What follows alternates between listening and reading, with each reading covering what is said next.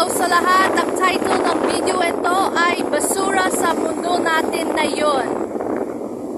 Tignan nyo ang basura sa Rojas Boulevard, Dolomite sa Manila, Philippines. Ang daming basura. Ganito ang buhay natin ngayon.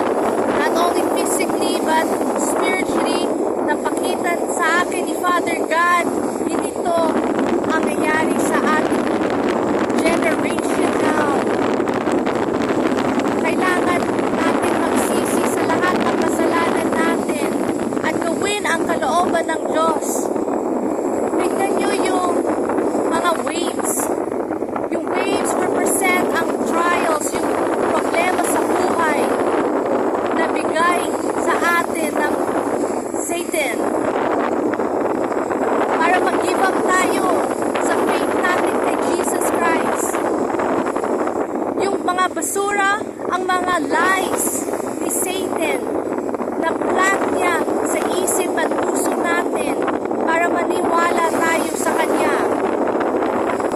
Para hindi tayo magsisi sa ating lahat ng kasalanan. So when mamatay tayo, pupunta tayo sa impyerno, yun ang happiness ni Satan sa lahat ng mga tao. Alam niya, maiksi ang time niya dito sa mundo. At kayo din, tayong lahat, magsisi sa lahat ng kasalanan natin. Darating na si Jesus Christ.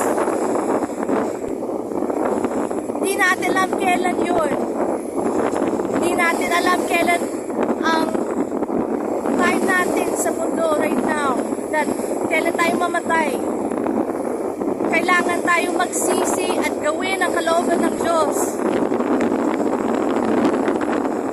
Mahal tayo ni Jesus Christ. Sobrang mahal niya tayo. Namatay siya sa krus para sa atin. Pero kailangan natin gawin ang kalooban niya. At ang kalooban niya ay magsisi sa lahat ng kasalanan natin. Para makapasok tayo sa langit.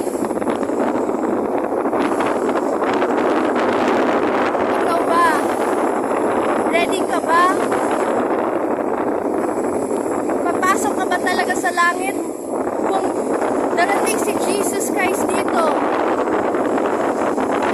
at time of rapture na, kukunin ka ba ni Jesus Christ? Kilala ka ba ni Jesus Christ?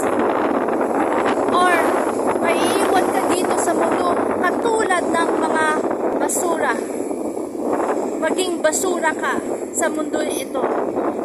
Yun ang judgment ni Father God sa mundo natin. That's why itong message, it is for us to remind, magsisi sa lahat ng kasalanan natin.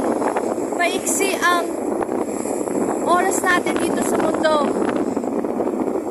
Sana piliin niyo si Jesus Christ, mahal na mahal ka niya. Please share this message. That's the end of the message. May Jesus Christ bless you.